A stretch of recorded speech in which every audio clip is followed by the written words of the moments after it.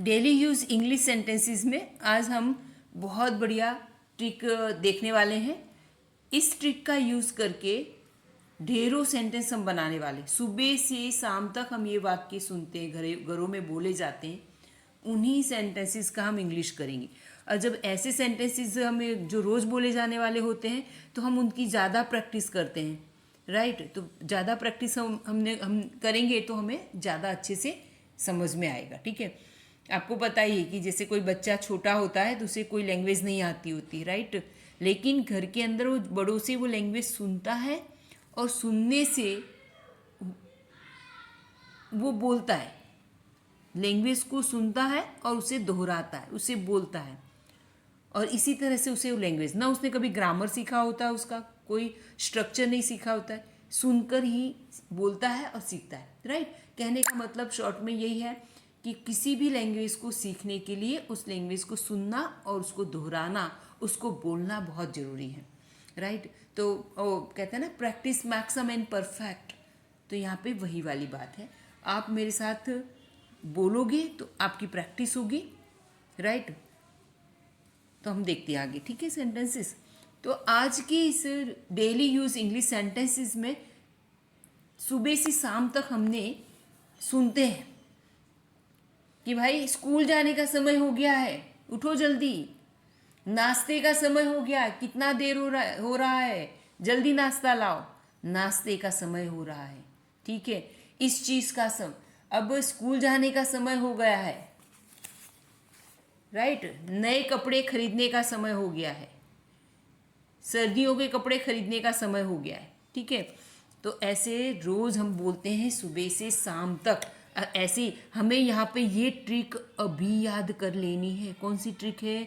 समय हो गया है, उसको इंग्लिश में बोलेंगे इट इज़ टाइम।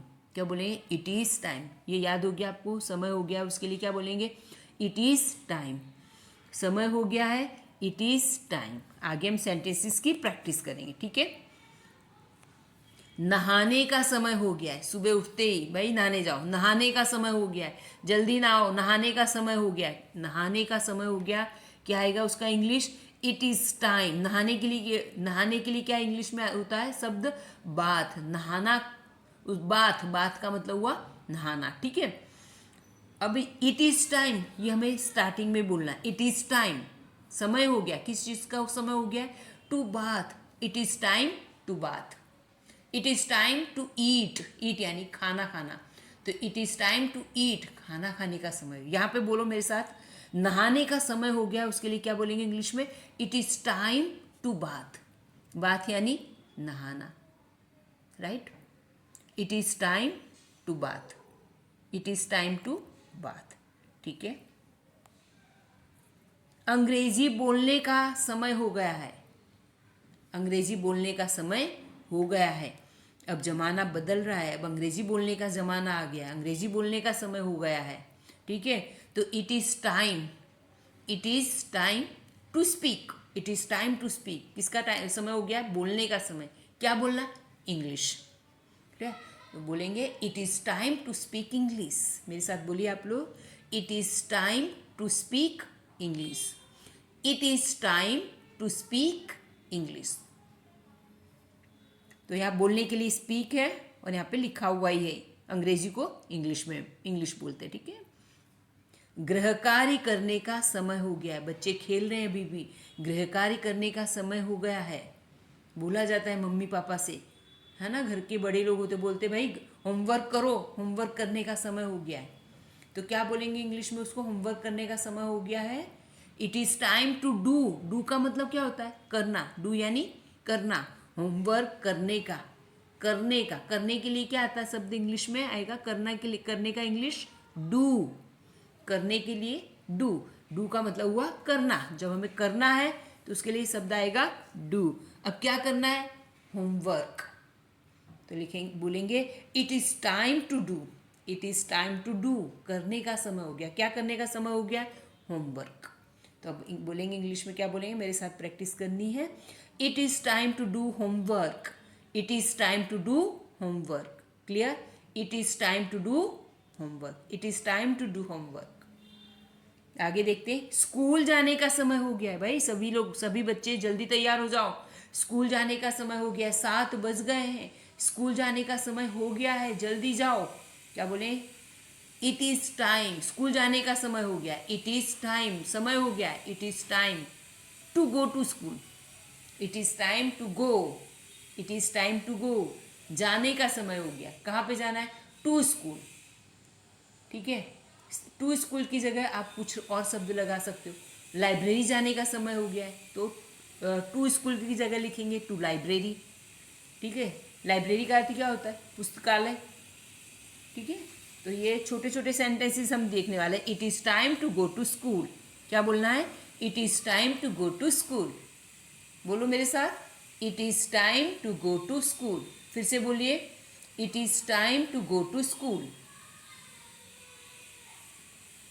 केक काटने का समय हो गया है कि किसकी किसकी इंतजारी कर रहे हो, किसकी राह देख रहे हो भाई, केक काटने का समय हो गया है, ऐसा सुनते हैं हम। यस, तो क्या बोलेंगे उसके लिए, केक काटने का समय हो गया, काटने का समय हो गया, काटने का समय हो गया, उसका इंग्लिश क्या आएगा, it is time to cut. काटने का इंग्लिश क्या होता है, कट। काटना शब्द हमें बोलना है इंग्लिश में, तो उसको इंग्लिश में क्या बोलेंगे, कट। तो बोलेंगे it is time to cut, काटने का समय हो गया। अब क्या काटना है, द केक।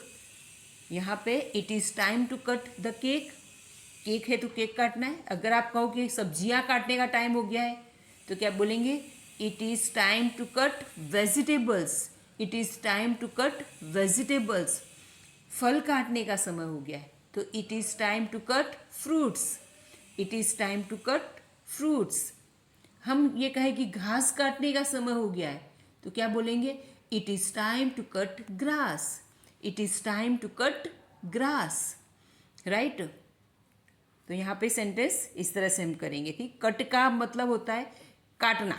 ठीक है, बाकी सब ऐसे ही है। केक को केक ही बोलेंगे इंग्लिश में।